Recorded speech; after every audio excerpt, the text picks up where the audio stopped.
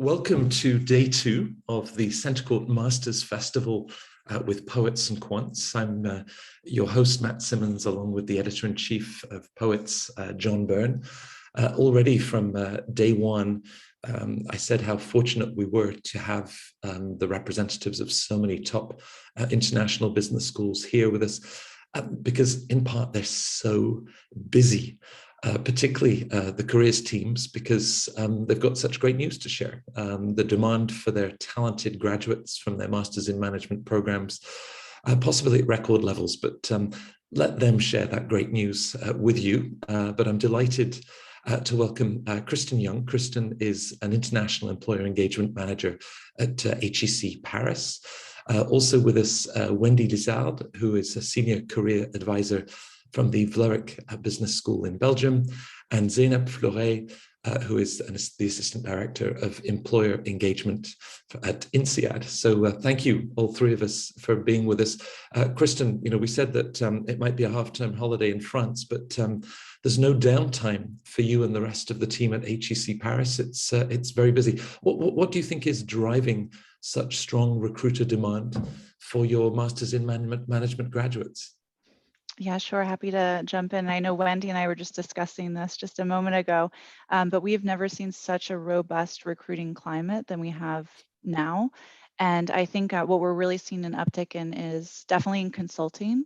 And Wendy had mentioned that she had seen potentially during COVID that there was this pause, this slowdown in consulting sector, and potentially now there's really this kind of catch-up time. But for every company that we're discussing with, they're really signing a lot of new projects and really needing talent. And so they're keeping us very busy reaching out to either promote offers, organizing standalone presentations, or also wanting to participate in different career events to really get out the fact that they have all these opportunities available to students and really a very, very high demand. And I just had a call yesterday with our New York offices as well, who said that they are seeing a really unprecedented demand in finance as well. So I would say consulting, finance, and tech, the 3 top sectors that we really work in, we're really seeing a boom in all 3. So keeping us very busy, but a good reason to be busy. Yeah, it's a very good busy. Wendy, Kristen was mentioning just some of your observations over the last 12, 18 months, but how things have really sort of roared back from that initial uncertainty of the pandemic. Similar in some of sectors and demand, and even the international demand that Kristen was describing. Exactly. We're also being swamped by companies who are interested in our students. I think also that because of the Corona crisis, companies really appreciated, again, the opportunities of meeting students on campus. So a couple of weeks ago, we had our career event, usually a very popular event anyhow, but this year we had so many companies wanting to join that we had to look for a bigger space. So I think that's really something that the Corona crisis as a benefit for us actually gave, is that they really appreciate, like, okay, they need to get in contact with our talent. Like Kirsten also was saying, the events that companies are organizing is plentiful, giving our students so many things to choose from, making it also maybe harder for them to choose, right? Because time is also still limited. But that's where we as career services also step in, right? And guiding them, like, okay, what are you interested in? Because you can't go to everything right now if you're a student in our degrees. Right. Well, we'll be talking about how you and the team, I guess, help to guide some of those choices, certainly if they're spoiled for choice across different sectors. Zainab, having launched the Masters in Management at Insead a couple of years ago, that first cohort now coming through, obviously benefiting from Insead's reputation and network. What's been your experience for that first batch of talent coming through the MIM? It is really great. I really love having young talent. It keeps you young, and they have fantastic ideas. And I've been attending one of the practicals yesterday with them, with a fashion company, and it's really striking how they are mature to present their ideas and business cases. And I think like the digital transformation that we have been seeing with the pandemic in older generations is really organic with this generation, and it was really easy for them to adapt to Zoom or like videos and settings and sharing slides in a virtual environment. So I felt like this is their moment, and they navigate so well. And I can echo what Kristen has said, like management consulting, strategy consulting, tech, I think that will continue to grow. And I feel like, you know, this fast moving, accelerated change environment gives huge opportunities to that crowd. Right. Well, we talk about this energy of the 22, 23-year-olds in your MIM classrooms. It makes me wish that I was that age all over again. Kristen, in terms of perhaps, you know, for many of them that had done undergrad, you know, it could have been liberal arts, it could have been a STEM subject, but, you know, there's a tremendous breadth of initial academic experience before they come into the MIM program. Do you think that the Masters in Management then gives a more sort of formal structure, or really, you know, is getting them to think far more about those next career steps and where they want to head? Yeah, absolutely. And I know with a lot of Masters in Management programs, they really focus on having that real life experience with corporations as well. So many times there'll be 50% faculty led and 50% really engagement with companies or engagement with the sector. And I know a lot of the different programs, especially Masters in Management, they really focus on having a really strong curriculum where a lot of coaching is at the center of it. So making sure that students have that coaching with career coaches within the Career Center, they have that guidance from day one to really be able to plan out their individual career strategies to really make it customized for their experience. Right. And of course, the Masters in Management keeps things fairly general in terms of the course content. But I mean, Wendy, talking to one of your alum for the festival who's very much focused on sort of digital technology of marketing, and I think his specialized masters. From a career standpoint, talk a little bit about the benefits of that specialization that he had followed versus that more general business degree with the Masters in Management. Yeah, indeed. So we do have like a general management degree at our school, but we also have a lot of specialized masters, such as the one that José followed at a Master in Marketing and Digital Transformation. Obviously, that's linked to a career path, right? You're not going to study that if you're interested in supply chain. But that being said, there's so much in that field also to explore. Like, do you want to work for a scale-up? Do you want to work for an FMCG? Do you want to work into marketing consulting?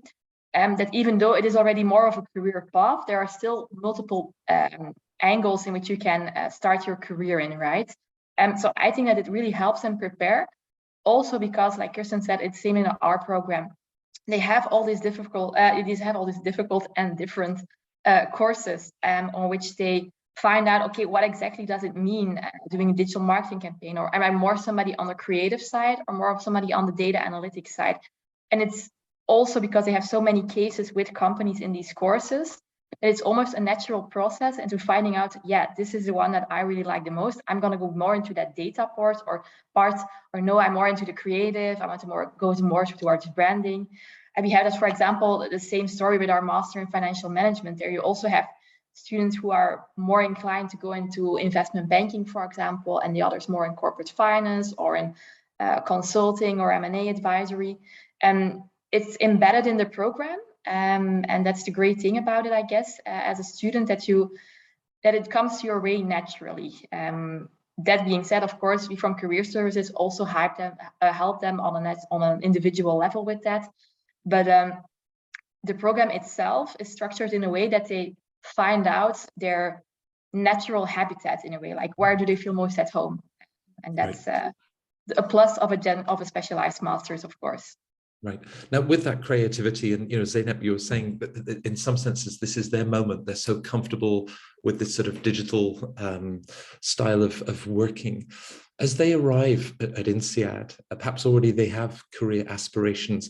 Where do you start to get a sense of, you know, their goals, their ambitions, but also, you know, from your team's experience of then helping them in that orientation and career search? We start even before they start. So we have something called period zero. So even before the program starts, we launch a career curriculum with a lot of workshops and webinars. Because Insead is notorious for putting pressure. It's a very intense program, and we keep that in the meme area as well. So what we do is to really give them some, new perspectives to think about, to figure out, the tools of self-assessment, but also some market information. And obviously we cover multiple geographies, and the markets are very different according to geographies. And then also the Alumni and Insead brand gives the depth. So we share stories and tools and workshops. I'm sure it's similar with all of our sister schools here, and then we attribute them to an individual career coach this person will be with them throughout the program. So it's very tailor-made according to their needs. Right. So this coaching piece, they might be looking at the program, some of the skills that they will develop. But I mean, this is very sophisticated. This is very personalized. It's very hands-on. I mean, Kristen, in terms of that sort of mentoring, coaching, that this is one-on-one to really then identify for that individual skills, hopes and dreams, and where it might take them. So, I mean, you're really providing a tremendous level of support. Yeah, exactly. And just regarding career coaching, I know we have a special setup where our career coaches are 50% coaching and 50% sector work with companies. And because of that, there's a big focus on having our career coaches being sector experts, whether it's in consulting and finance and tech and life sciences, energy, luxury, et cetera. And then we really use also a lot of our alumni network for mentorship opportunities. We organize a variety of different career events focused on ensuring students have access to the alumni network, because we like that peer-to-peer mentorship. But within coaching as well, we also have a three-step approach, really knowing yourself, knowing the market, and matching yourself to the market. So a lot of workshops dedicated on for knowing yourself, the career essentials, doing the one-on-one coaching, the careers and leadership sessions, then knowing the market. We have very specific workshops that are careers in, we call. So really focused on sector like careers in luxury, marketing, tech, consulting, finance, and then also matching the students to the market, which is very important. So prepping them for their job search strategy sessions, their mock interviews, case cracking, of course. Anyone in consulting knows case cracking is essential, but also something like salary negotiation. And also during COVID, we even did specific workshops specific to building resilience, especially interviewing virtually, which is quite different than potentially interviewing in person. Right, and adapting to this environment. I mean, you talk about that resilience, and in terms of knowing the market, when do you describe the enthusiasm of having in-person events again? And I can imagine, the opportunities that brings. But at the same time, you've had 18 months, using sort of video platforms. Has that also meant that whether for FMCGs, whether for scale-ups, that students are looking beyond Brussels and Belgium and coming to you and saying, hey, there's actually a great position in the UK, Italy, and Dubai, Shanghai, and really looking at an international market? Yeah, exactly. And that's actually been a focus of our careers team for the last couple of years, even before Corona. But I think what the opportunities given with this digital transformation that we went through was that we have now a lot of platforms such as Zoom that really enable us to, in a very quick way, like, hey, let's have a lunch presentation. Last week we had a lunch presentation with a company from London. Next week we'll have one with a company from Amsterdam. Our career events as well. We have the on-campus event in December again, but in the morning we'll have a virtual component with all companies from outside of Belgium. Alumni nights, etc. Not only the ones on campus, but in a hybrid format, our alumni abroad sharing their stories. It's really something that we are encouraging our students to do, to think across borders and really see the world as their playfield. And so many students have that mindset already. I think that's the thing with those youngsters. Not that we are very old, but they really have as a general position, like, yeah, I want to conquer the world. And that doesn't mean starting here in Brussels. It can, right, but it doesn't have to, right? Yeah, Zeynep, you commented about that international market, and of course, each market and sort of talent and skill sets. How do you feel, given that US business schools are years behind top European and international schools for the masters in management? Does the MIM translate to the Asian market or to the Latin American or the Middle East markets and resonate the way perhaps that the MBA has done in the last 20 or 30 years? I mean, I don't know if they are behind. This is a very different animal, the American market, but definitely it's different. What I see is that obviously, for example, Middle East, especially we have a campus in Abu Dhabi and United Arab Emirates, Dubai. It's a very different young market. Actually, I was having lunch with one of my colleagues who is based there, and she was telling me even between Abu Dhabi and Dubai, there is this competition on digitalization, and like everything is paperless, everything is high fintech there. It's like the penetration of fintech is super fast because it's the government mandate. They really want to move from petroleum towards digital marketplace type of environment. So definitely a lot of consulting work has been done around the public space, in that ecosystem. And I see a high appetite for this young generation in those companies, obviously. And LATAM is the same demographics. If you look at Brazil and other countries, it's super fast, super young, super ready. So obviously, I see a lot of synergies that we can create. And this is so exciting because it's really cross-cultural awareness and they can leapfrog. So yeah, it is exciting.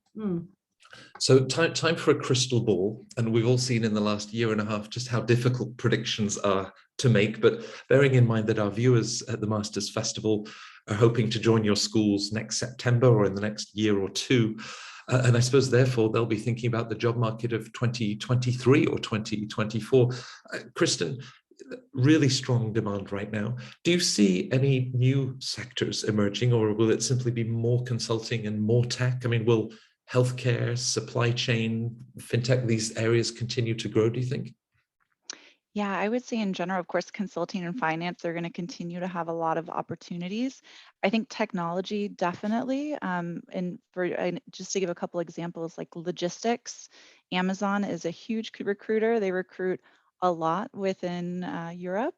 But also with technology for healthcare, that's something that we've seen a lot more of as well. A lot of the different healthcare companies that we're working with, they're really focused on digitization. And we see that, for example, with big companies like Dr. Lieb, they've really kind of revolutionized the way that people in France make doctor's appointments. That's just one example. But companies like this that are really pushing to make healthcare more up to speed digitally, I think that's definitely an area where we're going to see growth. Of course, delivery and logistics, I think that for tech is going to continue to grow. Life sciences, we've seen quite a boom in life sciences. And again, that's related to healthcare, but also that digital innovation.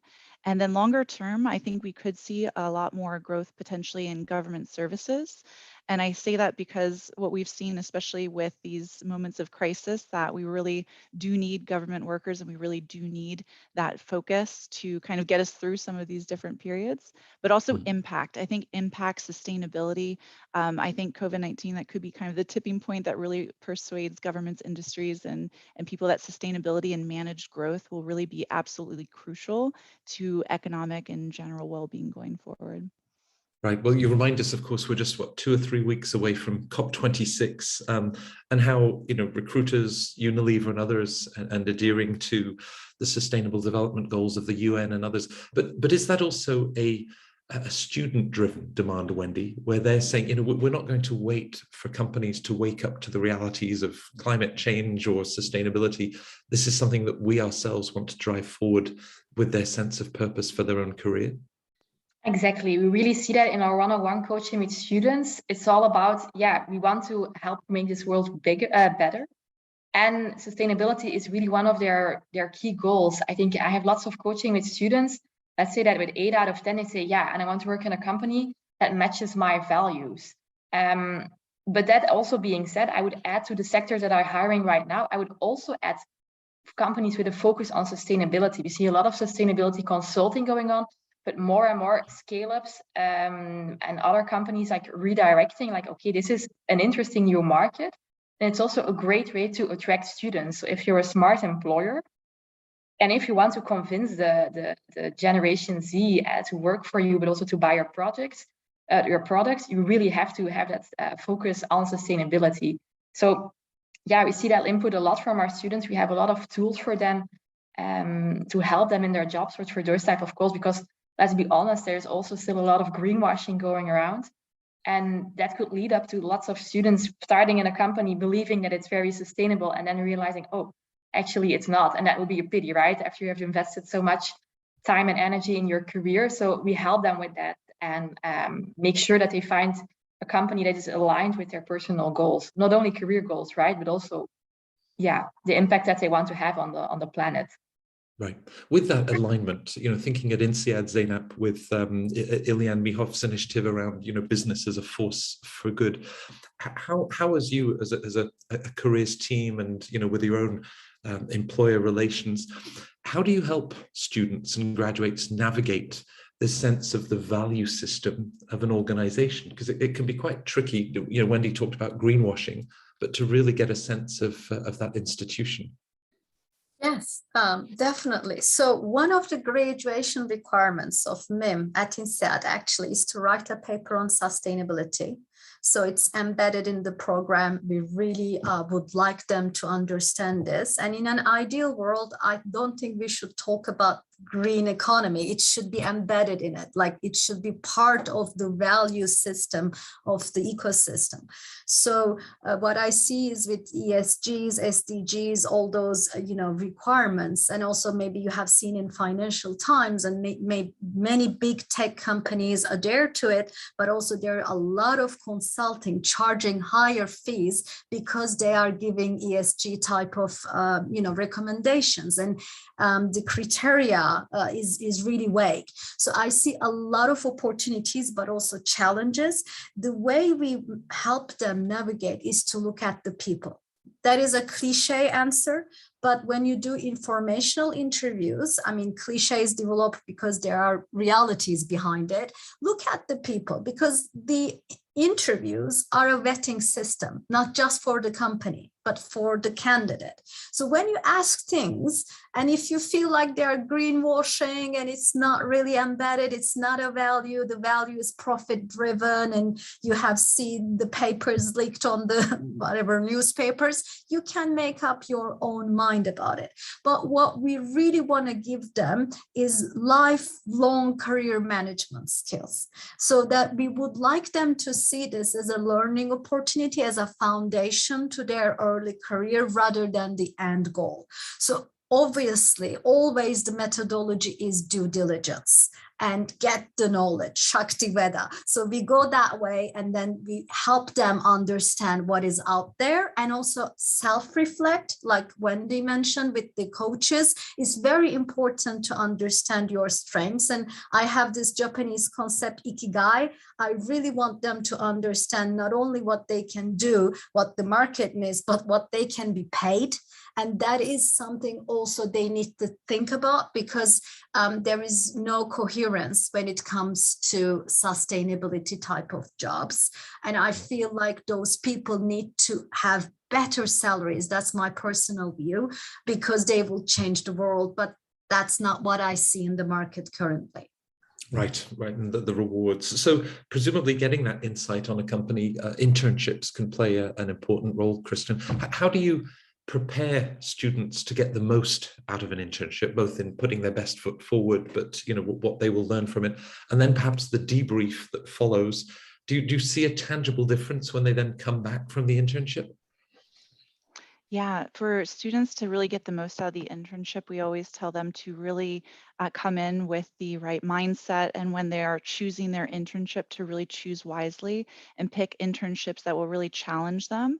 And of course, with the Master's in Management program, the great thing about it is that you do have that optional gap year to do the 2 6-month internships. And so I would say over 90% of our students do choose to do those 2 6-month internships.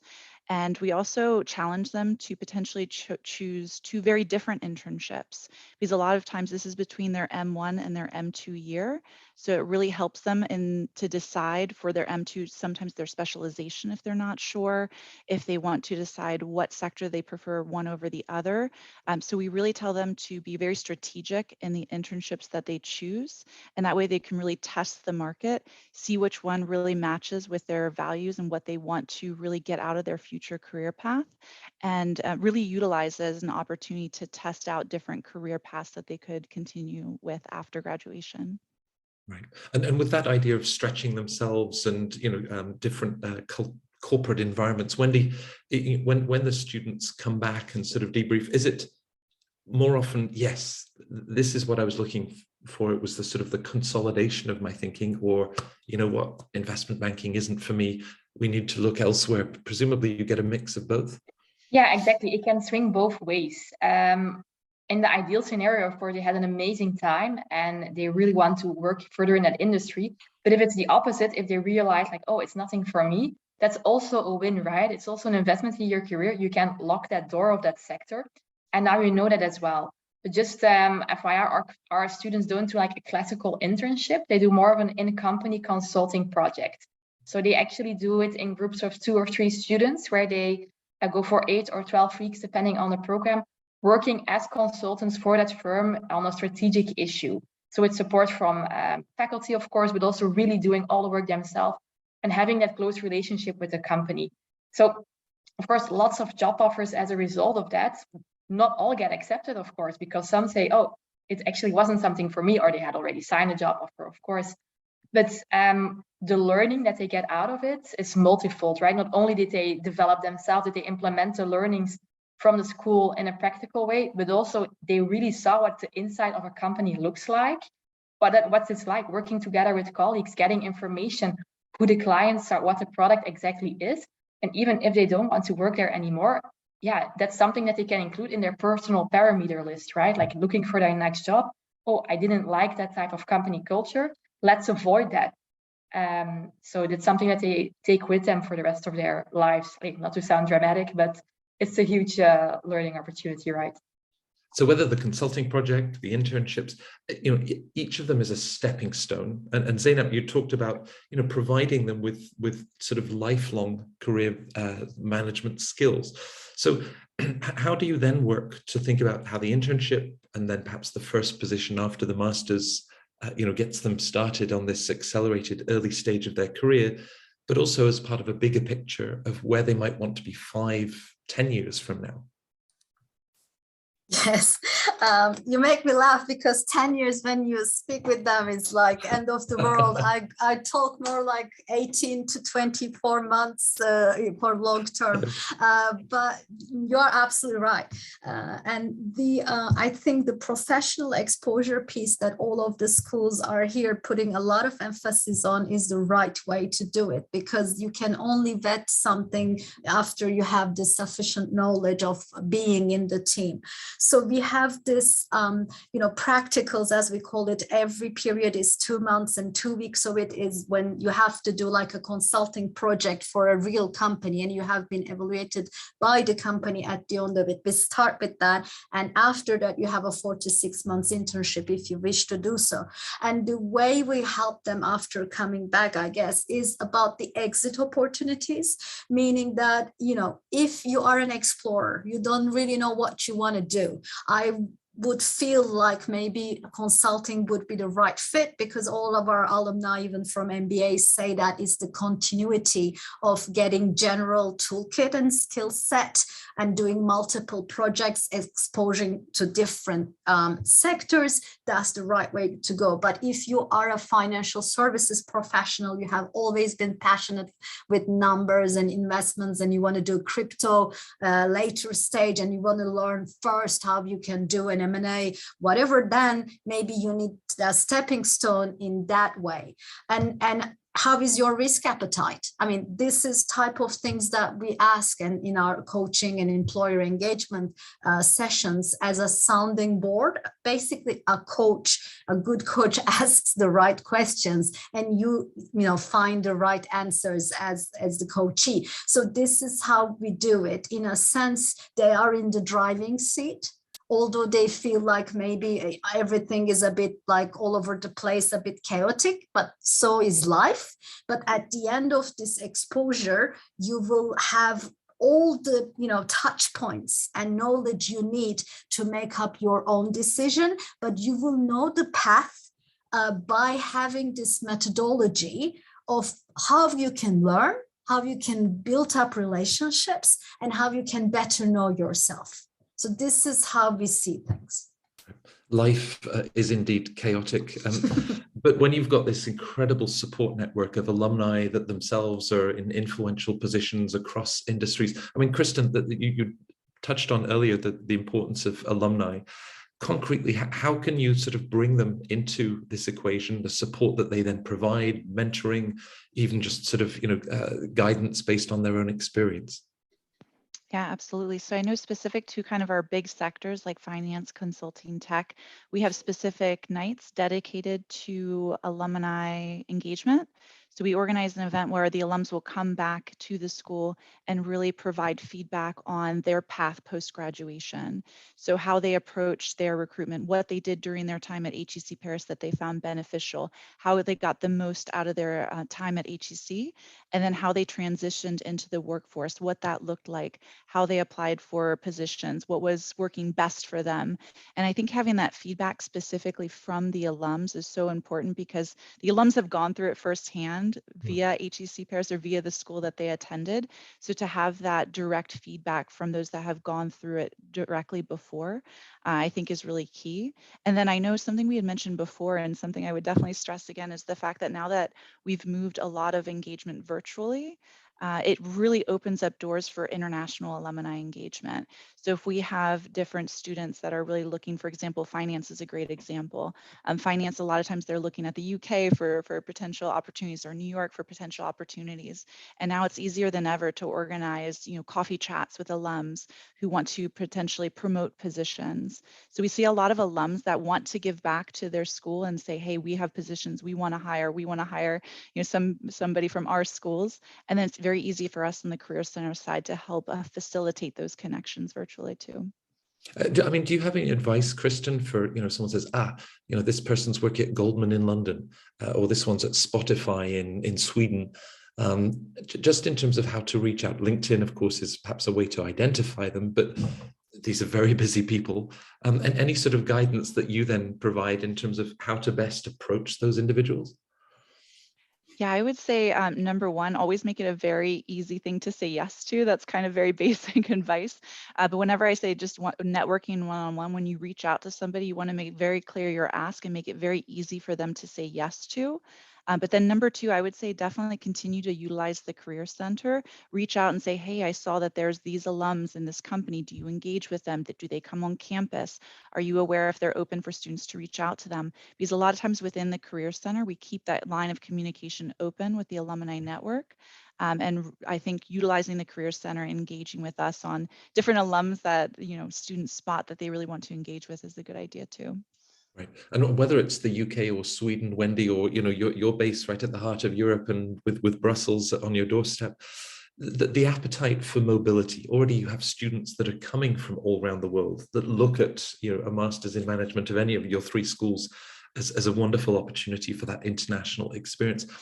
How do you then sort of guide them with perhaps the ever-changing landscape of US H-1B visas, or the sort of hiring policies and restrictions from post-Brexit or in the Netherlands? Or I mean, it's a very complex terrain. Yeah, it's very true, but that makes our job also challenging, right? Up until 2 years ago, it was like, if you're European and you wanted to go to the UK, easy peasy. Now, not anymore, right? But that's also where we as Career Service can really, students can leverage that, right? That we are there, we do the research for them. We have all this information.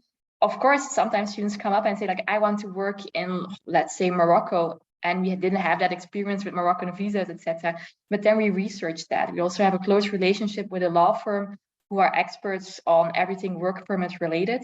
So we have that knowledge to guide them. Also for our international students who come to Belgium and want to stay in Belgium, of course, we know all about Belgian work permits. So we even step in and say, like, hey, if you want to have a conversation if they have a conversation with a company, a Belgian company that doesn't know that much about work permits, we say, hey, redirect them to us, and we have that conversation with that company, guiding them through the process. Sometimes it's even just that, right? A bit of hand-holding, explaining what the procedure looks like.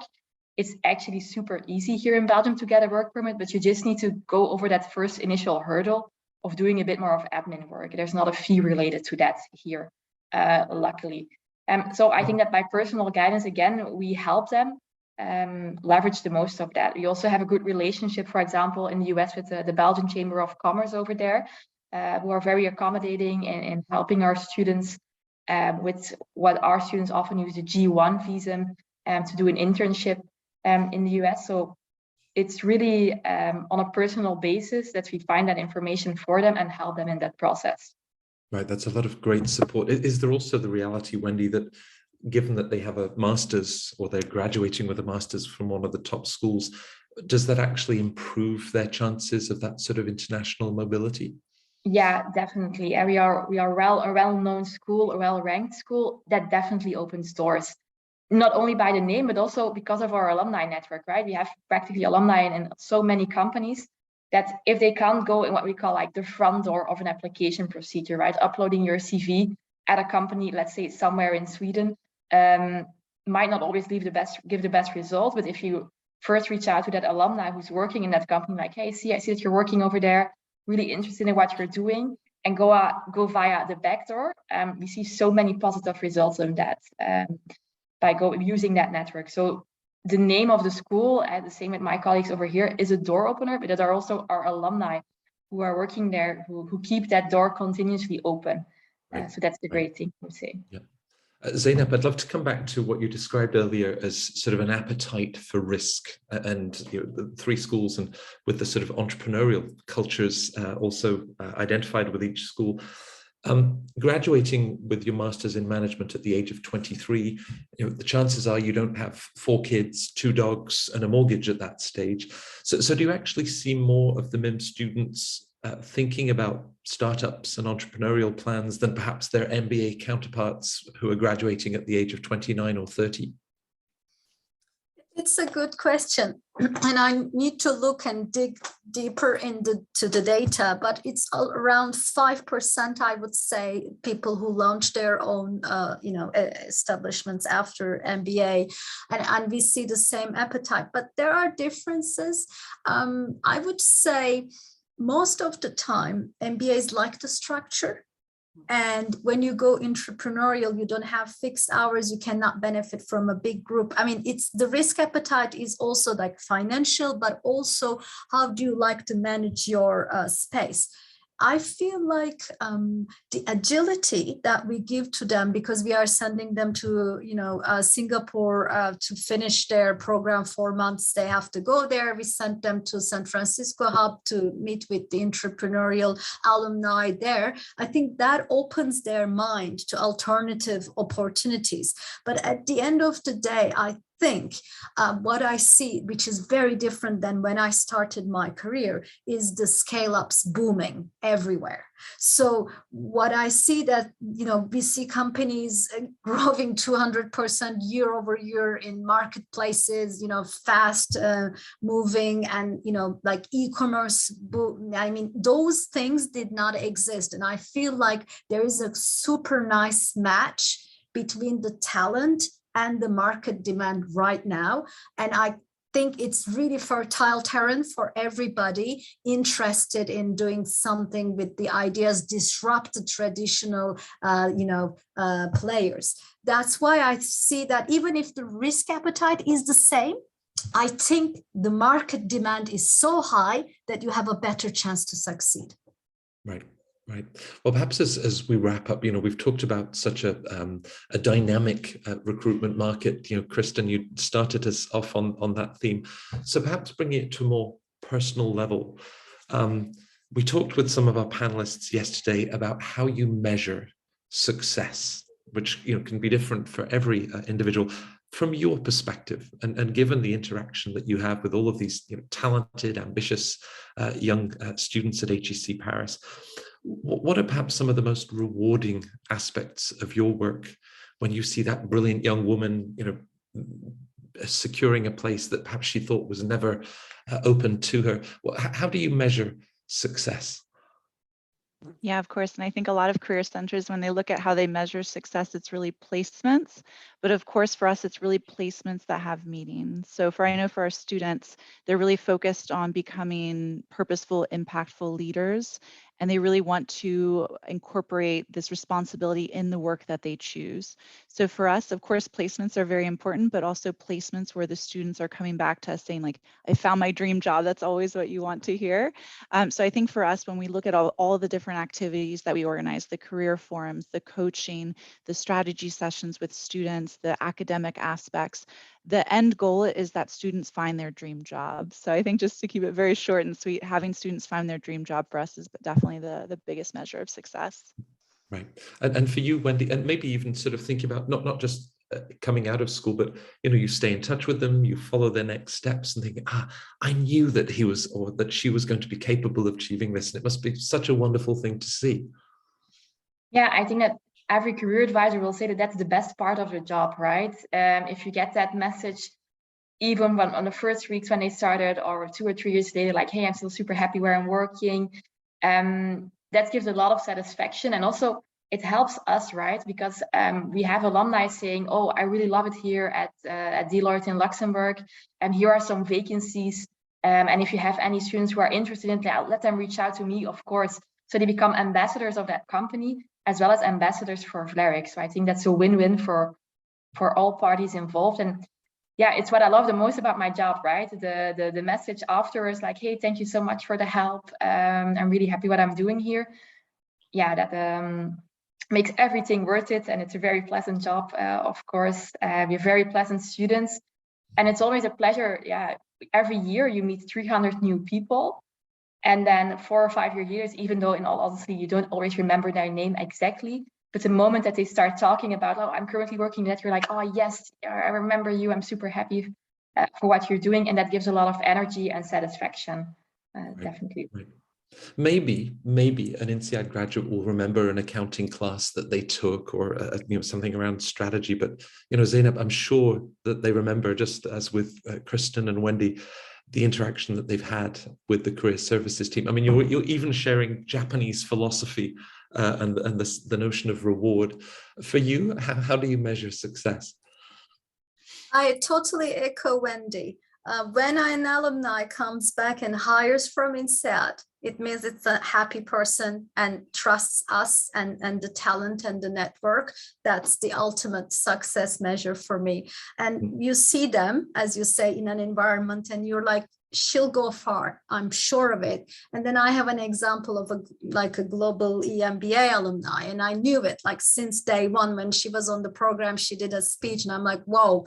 And then like last year she come back and she hired 8 MBAs from our class for her scale up, and I'm like, I knew it. And that's the proudest moment you can have. And yes, those are true future leaders that really pay back to their community for the greater good of the future. And that's the part that you are really like, I'm so honored to be part of their journey.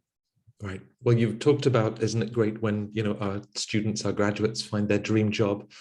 All 3 of you share so much enthusiasm and belief, just the enjoyment of your work, and it comes across in the panel. I'm not sure that through the university experience everybody realizes just the level of guidance and support you're every step of the way. So it's fantastic through the Masters Festival that we can share your voices, share the sort of work that you're doing. So Kristen, Wendy, Zeynep, we really appreciate your time and bringing such a positive and insightful message to the event. Thank you to all 3 of you. Thank you very much, Matt. Yeah, thanks, Matt.